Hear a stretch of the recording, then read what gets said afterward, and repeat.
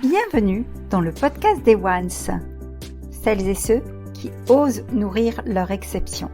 Je suis Afida Benour, Business and Life Nomad Coach et fondatrice du mouvement One.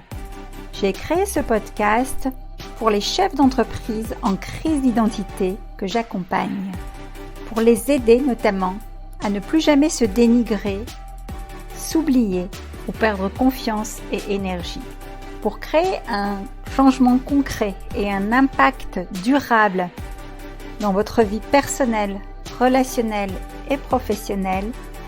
Rejoignez vous aussi le mouvement One.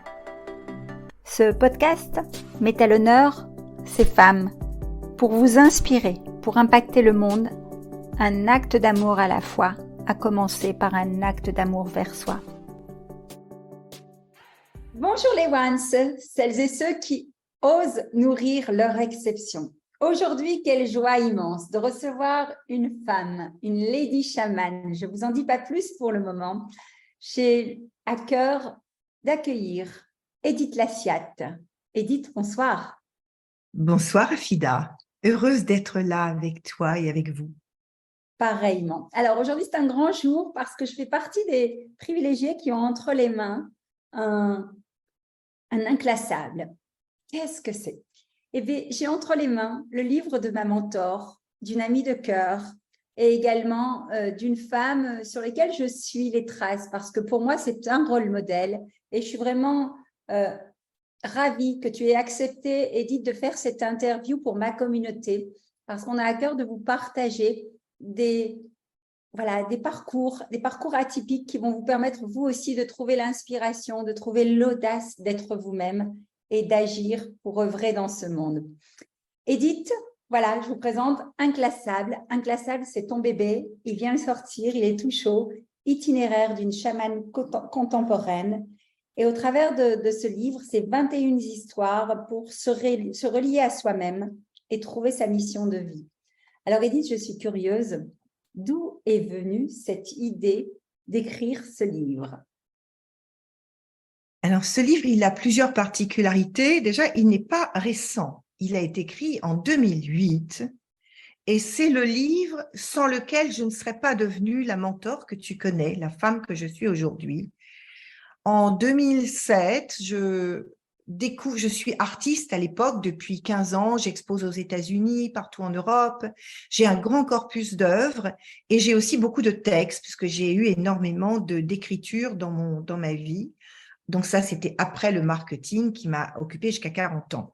Et donc, en 2007, je découvre un livre de Fabienne Verdier, qui est une artiste que j'admire profondément, très grande calligraphe. C'est celle qui avait écrit La passagère du silence, qui était tout son itinéraire en Chine jusqu'à devenir la calligraphe qu'elle est devenue. Et il y avait ce livre, L'esprit et le geste, il y avait à la fois ses calligraphies et des photos d'atelier. Et bref, je me dis à ce moment-là, je vais faire un livre qui sera le regroupement de mon atelier, de mon œuvre créatrice, de mes toiles, de mes sculptures et de mes poèmes.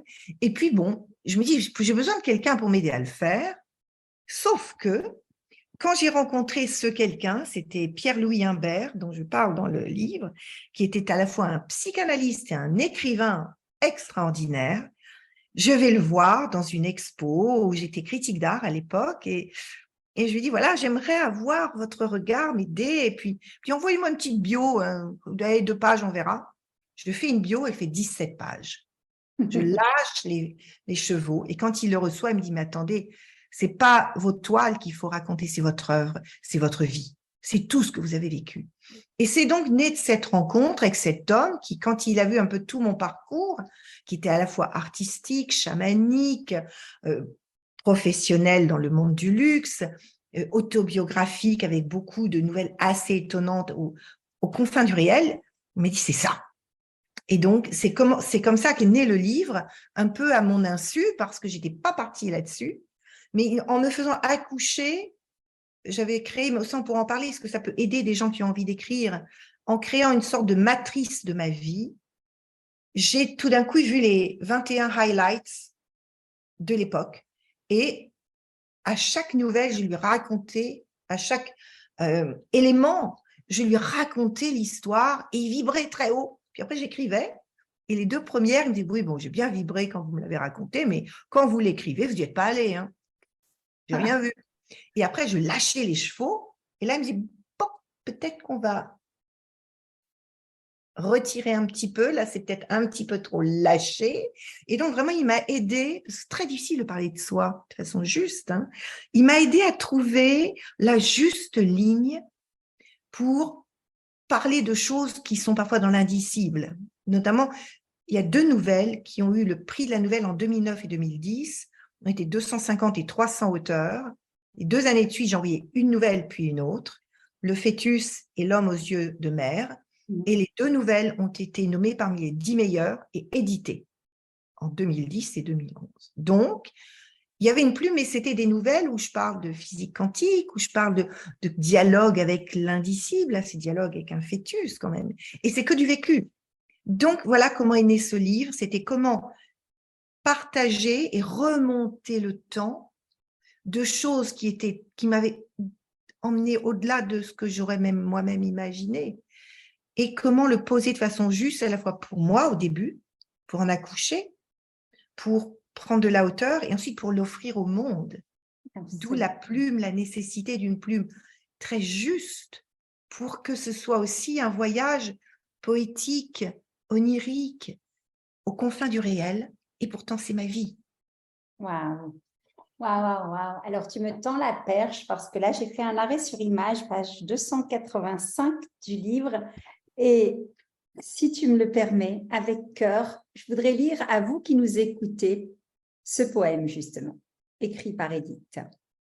Ça commence par un petit chemin avec ces drôles de cailloux, de toutes les couleurs, de toutes les tailles, parfois douloureux, parfois doux comme des bonbons. Puis, ça raconte une histoire, notre histoire, singulière, unique, avec nos rêves et nos désirs, avec nos talents, nos essais, nos erreurs, avec nos joies et nos peines, des rencontres, des éblouissements aussi, des morceaux de vie, de petits bouts de soi, où qu'il suffit de relier pour que tout prenne sens. Alors, Édith, je ne vais pas spoiler le livre, mais ces 2 pages sont essentielles dans ce livre, si j'ai bien compris. Oui. Du moins, elles ont attiré mon cœur et mon attention. Est-ce que tu peux nous en dire plus? Oui, quand j'ai repris le livre il y a 2 mois, c'était très rapide. Hein. J'ai décidé de l'éditer, de l'auto-éditer pour ne pas passer comme je l'avais fait avant par des éditeurs classiques avec tous les délais très longs. Je me suis rendu compte, à l'époque, j'avais reçu mon grand ami Jean-Luc Dewachter, qui a assisté à ce moment où j'ai dit, ça y est, j'accouche de ce livre. Et il me dit, mais tu es une artiste, ça serait bien qu'il y ait de l'art dedans. Et je me suis dit, 21 nouvelles, 3 fois 7, symbolique, 7 c'est mon chiffre, c'est la spiritualité, 3 c'est la Trinité, 21 nouvelles, 21 gestes. Et donc, j'ai créé une œuvre en 21 gestes, une calligraphie, dans l'esprit de ce que j'ai fait quand vraiment je peignais beaucoup. Et je me suis dit, il faut aussi des mots. Parce que moi, j'ai toujours eu de l'écriture dans mes toiles. Toi qui es venu à la maison, tu as vu ce qu'on appelle les toiles l'écriture en palimpseste, c'est-à-dire qu'elle peut être soit lisible, soit juste suggérée. Et je me suis dit, je veux un texte en 21 étapes qui donc suit le bout de l'œuvre qui va à chaque fois s'incrémenter. Donc, le premier geste, ça commence par le deuxième geste, par un petit chemin, etc. Et donc, c'est une histoire où j'ai des mentors célestes. Je suis vraiment là-dessus une chamane.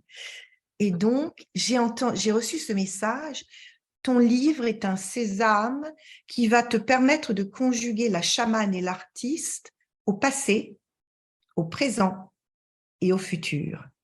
Wow. Au passé, parce que une grande partie des nouvelles sont dédiées soit à mon approche chamanique, ma découverte un peu en candide, parce que je suis à chaque fois placée dans l'époque, pas la maturité que j'ai maintenant, mais j'ai vraiment essayé de revenir dans la fraîcheur de celle qui découvre avec étonnement la magie au travers de druides, de chamans, etc. Donc, et puis, donc il y a ça au passé dans mon livre. Il y a aussi l'art, parce qu'il y a au moins 3-4 nouvelles qui sont consacrées à l'art, soit comme critique d'art, soit comme observatrice, soit comme artiste, hein, quand je déploie le moment où j'ai touché l'art, où j'ai fait mes premières œuvres.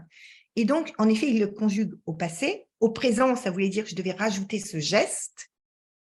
Et au futur, parce que maintenant, je sais que je ne quitterai plus ce triptyque de la chamane, de l'artiste et de la mentor qui est reliée au monde réel, c'est-à-dire celle qui aide les autres à trouver leur propre puissance. Mais il fallait que j'accouche de la mienne et surtout que j'aille chercher dans tous les recoins les petits bouts de soi, c'est ça, tous ces petits bouts qui ont fait la femme que je suis. Et c'est parfois difficile de retrouver ces petits bouts, mais le plus difficile, c'est pas de les retrouver, c'est de se les réapproprier en les mettant au bon endroit. Ni dans l'ego, ni dans trop d'humilité, mais dans quelque chose qui fait sens et qui nous a élaboré petit à petit, construite, et qui nous a révélé à nous-mêmes. Voilà. C'est magnifique. Je pense que, enfin, je vibre à chaque mot. Ça veut dire si on voudrait démocratiser ce message à d'autres femmes comme moi qui suis en pleine écriture de livres. Enfin, chaque mot vibre pour moi.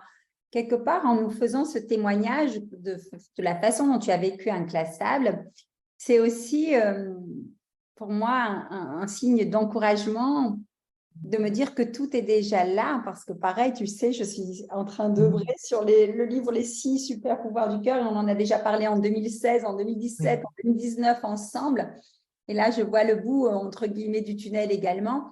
Donc, qu'est-ce qu'on pourrait dire à ces femmes qui nous écoutent, qui peut-être ont un projet aussi de transmettre, parce que le but ultime de ce livre, c'est aussi de transmettre un message universel, de montrer que tu es passé d'une femme qui était vraiment dans la matière, dans le luxe, dans le marketing, et qui avait peut-être un peu refoulé inconsciemment cette lady chamane en toi, mais moi qui te connais depuis des années, tu l'utilises quand même dans tes accompagnements, sauf que c'était un peu dans le non-dit, n'est-ce pas?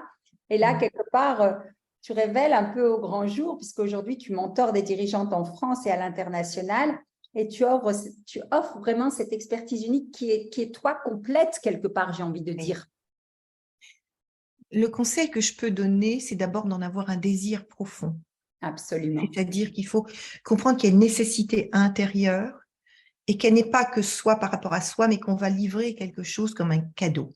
Absolument. Ça peut être cadeau à ses enfants, à son entourage, les premiers. Et après, ça peut être le cadeau au monde selon le métier que l'on fait. Le second, c'est... Moi j'ai choisi d'utiliser une forme de chronologie. C'est-à-dire, j'ai remonté le temps et je me suis rendu compte qu'il y avait certaines phases. Et puis, j'ai essayé de laisser remonter les émotions les plus fortes ou les... Waouh, mais c'est vrai. Et parfois, ce sont des choses un peu anodines qui s'avèrent très importantes. Donc, c'est vraiment prendre le temps de remonter le temps de façon chronologique, de prendre des notes.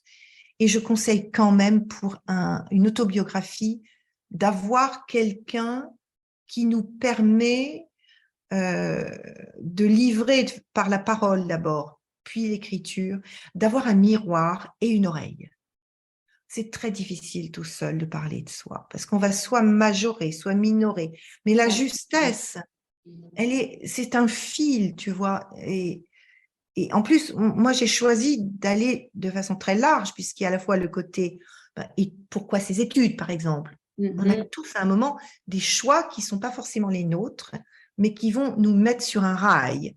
Donc, j'ai choisi toute la sphère professionnelle qui commence par les études. J'ai choisi la sphère un peu magique, appréhender tous ces autres angles, puisque moi, c'était mon histoire. J'ai choisi de parler de l'art. L'art ne va pas forcément parler à tout le monde, mais il se trouve que je suis critique d'art et que j'ai eu le privilège d'aller faire des critiques et d'écrire sur les plus grands artistes au monde, que ce soit aux États-Unis, que ce soit en Chine, que ce soit partout dans le monde. J'ai eu la chance de faire. Ça, c'est important dans mon histoire. Comment faire pour que ça puisse toucher l'autre? Puis après, il y avait tout le côté autobiographique. Et quand je pense à toi, que je connais bien, avec qui j'ai eu le privilège de partager des moments singuliers avec toi, il est évident, comme avec Kim, ton frère que j'aime beaucoup, il est évident que nos histoires, l'autobiographie, doit faire partie autobiographie, c'est-à-dire le transgénérationnel. Nous sommes le fruit de notre histoire. Donc, par exemple, quand je parle de la nouvelle du fœtus, il se trouve que mon père était passionné de physique quantique et d'astrophysique et qu'il était un homme singulier qui m'a permis d'entrer dans un champ de conscience différent. Ça devait y être. Absolument. Donc, c'est ne pas essayer de fuir, même les endroits les plus sensibles, mais trouver quel angle, quelle lumière, même si ça a été douloureux, quelle lumière on peut mettre dessus. Parce que là, non seulement on élabore sa pensée et on revisite, mais en plus, on l'éclaire de quelque chose qui s'appelle la distance. On met de l'amour, on met de la lumière, et on permet à d'autres de se dire, le lecteur peut se dire, ah, mais ça me rappelle, tiens, j'ai vécu ça dans ma vie. Et d'ailleurs, je recommande, parce que j'ai été interviewée 2 fois cette semaine, une fois par Anne Sarkissian pour la conférence que je ferai au Symposium des médecines alternatives et naturelles, où on parle de l'être et du soi, et puis par Sud-Ouest. Et il y a quelque chose qui m'a semblé évident, c'est que moi, j'ai envie de dire au lecteur, ayez un petit carnet avec vous, et dès que quelque chose vous touche, dès que quelque chose que vous allez lire qui est très intime, qui est ma vie, mais qui peut faire une passerelle entre « Ah mais oui, ma relation avec un tel » ou « Tiens, eh bien, le noter pour que vous commenciez à tirer votre propre fil. C'est rebondissez comme on le fait dans un roman. Rebondissez sur ce qui va vous toucher, parce que ce qui va vous toucher parle de vous. Et là, tirez cette pépite, le petit caillou, qui peut être un bonbon, qui peut être rocailleux et pointu, mais tirez-le. Et là, ça devient... D'abord, moi, je serais très touchée parce que je me dirais que c'est pas simplement que j'ai raconté mon histoire, mais mon histoire, elle est dans l'universel. Elle a permis à quelqu'un d'éclore sa propre histoire. N'hésitez pas à avoir votre plume, quelle qu'elle soit. Moi, j'ai une plume plutôt poétique, artistique, mais trouvez votre plume, osez votre plume. Dites-vous bien qu'il n'y a que vous qui pouvez l'écrire. Par contre, le miroir est quelqu'un qui peut le relire et dire, tiens, un petit peu plus, un petit peu moins. Ça, c'est précieux. Puis ça nous donne des rails, parce que quand on parle de soi et qu'on revisite, il y a des moments où ça pique. Moi, je parle. Christophe, mon mari, que tu connais, Afida, l'a enfin lu. Là, il m'avait dit, je ne le lirai que quand tu auras un livre. Tant que ça sera en fichier PDF, je ne le lirai pas. Donc, 15 ans plus tard, il le lit. Et là, il me dit, mais il a vu, j'ai rencontré d'autres gens, d'autres hommes, que je parle avec beaucoup de pudeur d'un certain nombre de choses. Et là, il me dit, mais tu sais, j'ai redécouvert ma femme. Donc, il faut aussi vous dire que ce que vous allez écrire dans ce cas-là va permettre à d'autres de vous redécouvrir dans votre entièreté. Ne passez pas à côté de vous-même. Moi, le cadeau que j'ai eu, c'est quand maman et Christophe ont été les premiers lecteurs, mon frère pas encore, m'ont dit, waouh, j'ai encore découvert des mystères de toi. Yes! Donc, c'est ça que j'ai envie de vous dire. C'est un voyage extraordinaire. Mettez-y de l'amour, mettez-y de la clarté, autorisez-vous la sincérité, l'authenticité. Et après, les mots s'ajustent pour ne pas blesser ou pour évoquer, comme une caresse. Pas ploum, c'est pas j'ai vécu ça, non. C'est magique. C'est subtil et magique, et tu en parles tellement avec tant d'amour et de passion que moi, il est au programme dans ma valise dans quelques jours et je vais me délecter de lire chaque page. J'aime beaucoup quand tu dis ne passez pas à côté de vous-même, et j'ai envie de dire tout le monde ne se raconte pas au travers d'un livre. On n'a pas cette opportunité, on n'y pense pas forcément. Ou n'ose pas. Ou n'ose pas. Moi, je sais que j'ai procrastiné aussi autant de temps parce que je prône l'audace de nourrir son exception. Mais effectivement, quand on veut raconter son exception, c'est pas si facile que ça. Donc, se faire entourer, c'est important. Quelle astuce tu donnerais quand la personne sèche? Tu es dans un projet d'écriture. Est-ce qu'il t'est arrivé toi-même de sécher par moment, de mettre en stand-by le projet, te dire, ben oui, puisque ça fait autant de temps. Mais là, sur la dernière ligne droite, comment ça s'est passé? Raconte-nous un peu.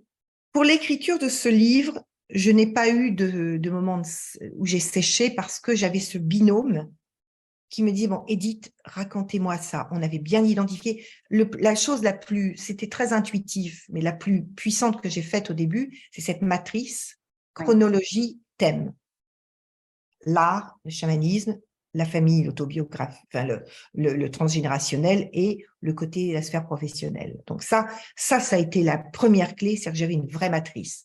Et après, j'avais Pierre-Louis qui me disait, allez, on accouche. Donc c'était en plus, comme c'était un psychanalyste, il était de formation psychanalytique, et ça m'a vraiment aussi permis d'accoucher. Donc avec celui-là, je n'ai pas eu du tout de panne d'écriture. En revanche, ce que j'ai eu, c'est j'ai mis 15 ans à oser l'éditer. Et d'ailleurs, quand j'ai décidé de le faire, j'ai dit, oui, attends, il a 15 ans, ma chérie. Et là, j'ai fait un tout petit texte à mes chers lecteurs et lectrices. Il n'est jamais assez tôt, il n'est jamais trop tard. Pourquoi maintenant, me direz-vous? Sans l'accouchement de ce livre, sans cette traversée, cette autorisation à explorer ma route et me dévoiler, je ne pense pas que j'aurais pu devenir la femme que je suis. Oser mes possibles, ouvrir mes cadeaux, mes canaux et mes rêves pour transmettre ce que la mentor d'aujourd'hui peut offrir au monde. Les gens sans faille n'ont pas d'histoire. Il est des passages indispensables pour naître à soi-même, mais ce n'est que par le mot et l'accès symbolique que cela peut se faire. Savoir pourquoi vous êtes vous-même, et Dieu sait que vous l'êtes. Et je pense qu'à partir du moment où j'ai accouché de ce petit texte, qui est venu vraiment, je pense, en connexion avec mes mentors célestes, j'ai toutes les réticences de le mettre en lumière maintenant sont parties. Ah. C'est il y a des moments clés. Après, c'est bon, chaman contemporaine, drôle d'oxymore, me direz-vous, j'explique ce qu'est ma vision du chamanisme, parce que moi, je joue pas au tambour, je suis plutôt élégante, urbaine, etc. Mais je pense que ce qui a aidé à ce moment-là, c'est de comprendre le pourquoi il existait et pourquoi ça valait la peine de l'offrir au monde. Donc, c'est le moment qui a été déterminant pour dire, j'y vais, je le fais. Sinon, il y a 1 an et demi, enfin, tu le sais, on en a parlé dans le désert. Moi, j'avais un contrat d'un très grand éditeur parisien, vraiment un des plus grands, pour un livre sur la puissance féminine. Puissance féminine et 5 portes vers l'excellence. J'ai le contrat qui m'est proposé. J'ai contrat avec Avance sur Édition. C'était en août, il y a 2 ans. Et j'ai le PDG qui me dit, Madame, soyons sérieux. Puissance féminine. Non, écoutez, la puissance, c'est quand même l'érection masculine. Eh bien, je peux te dire que j'ai refermé, j'ai eu le contrat toujours là, vierge, je ne l'ai pas signé. Et j'étais bloquée pendant 2 ans. Parce que je pense que ce n'était pas le bon endroit, c'était un merveilleux éditeur, mais pas pour ça. Là, il y avait vraiment... Oui. Mais donc, j'ai pu être bloquée par ça. J'ai même essayé de travailler avec une je ne vais pas la nommer, mais quelqu'un qui aide à écrire des livres, que je connaissais bien. Et puis, au bout d'un mois, je lui dis, c'est pas la peine, c'est pas le moment. Donc, oui, on peut être bloqué par... Qui est importante aussi, de se Ouais. dire, excuse-moi Edith, cette temporalité de se dire, de savoir écouter, respecter ce temps qui tombe Oui. à point nommé ou pas, quoi. Et en fait, j'ai compris, j'étais en week-end ici avec Anne Sarkissian, qui est une grande amie, qui a fait mon film. Et Anne me dit, mais tu sais, je pense que tu es bloquée parce que tu n'as pas encore édité celui-là. C'est comme s'il y avait quelque chose qui bloquait le flux. Tu dois d'abord éditer celui-ci qui s'appelait déjà Inclassable. L'itinéraire de chamane contemporaine est venu après. Et je pense en effet qu'il fallait que celui-ci soit édité, parce qu'il a eu 2 prix de la Nouvelle. J'ai eu même Isabelle Lafont qui m'avait mis un mot en disant il est remarquablement écrit. Mais il y a vos copains et copines qui, je parlais il y a 15 ans donc de chaman, c'était un peu trop tôt probablement. Et il me dit il y a vos copines qui l'achèteront, donc je ne vais pas prendre le risque. En gros, hein, je caricature, mais pas tant que ça. Et donc là, j'ai compris qu'il était temps et qu'une fois que celui-ci sera livré, où je conjugue l'artiste et la chamane, qui sont un peu mes domaines secrets, que des gens comme toi connaissent, des gens que je mentor savent, puisqu'ils sont au cœur de mon univers, où je suis totalement moi-même. Mais là, je livre qui je suis vraiment de toute éternité. Donc maintenant, je vais pouvoir faire les autres. Magnifique. Je suis claire. Absolument, et on se languit de voir les autres arriver. Moi, j'ai une dernière petite question à te poser sur notamment le choix, ou je ne sais pas comment le choix s'est fait. Tu vas peut-être nous révéler un peu les coulisses pour donner envie à nos lecteurs d'avoir ce livre entre les mains. C'est Nadalette Lafonta qui t'a préfacé ce livre. Je viens de faire une préface d'un livre collaboratif, justement. Oui. Et c'est une posture qui est un petit peu différente, mais qui a son importance. Est-ce que tu peux nous en dire un petit peu plus sur ta relation avec Nadalette et pourquoi ce choix? Alors, Nadalette est une amie depuis la Covid. En fait, on s'est rencontrés au moment de la Covid, du Covid, encore une raison que ce soit les féminins du Covid. Et on s'est rendu compte qu'on partageait beaucoup de valeurs. On vient toutes les deux d'un monde un peu prisé. Elle c'était Apple, c'était le plus haut niveau avec Steve Jobs, etc. Moi, c'était le luxe, etc. Donc, on a des passés toutes les deux de femmes de la même génération qui étaient dans des mondes de mecs et qui devaient faire leur chemin. Donc, on a payé des prix toutes les deux. Par exemple, je me souviens quand 2 ans après être rentrée chez Cartier, Alain Dominique Perrin, le PDG, me dit, tu sais pourquoi je t'ai recruté? Parce que tu es un mec. Donc, Nadalette comme moi, on a dû flirter avec le masculin pour s'imposer, tout en étant très femme. Nadalette et moi avons travaillé beaucoup sur le côté très spirituel. C'est une conférencière. Elle a eu un accident de vie avec son opération loupée. Moi, j'ai eu d'autres accidents différents, mais on s'est rendu compte très tôt qu'on avait beaucoup d'amour l'une pour l'autre. Donc, on s'est beaucoup, beaucoup vus. Et puis, au moment de faire la préface, j'ai vraiment eu envie que ce soit elle. J'ai dit, vraiment, Nad, si tu es d'accord, j'aimerais que ce soit toi. Parce qu'on a une amitié, parce que j'aime sa plume. J'ai fait partie des premières lectrices de son dernier livre. J'ai fait Le roseau penchant, pareil, tu vois. Donc, j'ai vraiment été très, très présente aussi dans l'écoute de sa propre écriture, que j'adore. Et voilà. Donc, pour moi, c'était une évidence, c'était Nadalette. En tous les cas, elle l'introduit merveilleusement bien. Elle nous donne envie d'aller dévorer ces 21 histoires, 21 points, Oui. petits cailloux, comme tu le dis justement, qui sont des petits bouts de soie. Edith, on trouve ce livre en ligne. On vous mettra sous cette vidéo le lien pour le Oui. commander. Sur ton site également, il est disponible peut-être. Tu peux nous en dire Pas plus? sur mon site, mais en fait, déjà, si on tape, j'ai fait le test, inclassable, la SIA, on a Fnac, on a Amazon, on a Publishroom, qui est mon éditeur. C'est de l'auto-édition, mais c'est un éditeur. On a Cultura, donc on peut l'avoir de plein de manières. Il suffit déjà de taper inclassable et la SIA, on l'a. Mais je vais vous donner 2 liens, le lien d'Amazon et le lien de Publishroom. Je vais vous en donner 2. Comme ça, vous pouvez soit nourrir le monstre d'Amazon, soit nourrir le petit éditeur, comme vous voulez. On vous mettra tout cela en dessous de cette Oui. vidéo. Si cette histoire vous touche, n'hésitez pas à faire un retour à Edith ou à moi-même. Je Ah oui. transmettrai chacun de vos messages, vos questions également. Edith est quelqu'un qui sait écouter, qui sait répondre. On a une relation à la fois amicale et professionnelle qui dure depuis des années. Ce n'est pas un hasard. Donc, je vous recommande vivement d'avoir ce livre entre les mains et de nous faire un retour dès que vous le souhaitez. Osez nourrir votre exception, osez œuvrer chaque jour et écrire des petits bouts de votre histoire et qui sait peut-être éditer vous aussi votre propre livre un jour. C'est tout ce que l'on vous souhaite. Edith, je vais te laisser le mot de la fin pour terminer cet échange. Moi, j'ai envie de vous dire que quelle que soit votre histoire, elle est d'une très grande richesse. Quelle que soit votre histoire, vous venez de quelque part et de gens qui viennent eux-mêmes de quelque part. Et prenez le temps d'investiguer ce que j'appelle, moi, dans mes mentorats, du fil rouge au fil d'or. Le fil rouge de votre histoire et des gens dont vous êtes issus pour arriver au fil d'or de qui vous êtes vraiment. Donc, autorisez-vous, quelle que soit votre histoire, vous êtes passionnant et vous êtes unique et vous êtes puissante ou puissant. Et donc, allez-y. N'hésitez pas à vous révéler à vous-même déjà parce que on a besoin de ça. Votre vie est le message que vous laisserez au monde. Rendez-la inspirante. Donc, écrivez-la. D'abord pour vous, puis pour l'offrir. Merci beaucoup. Edith Lassiat. À très bientôt.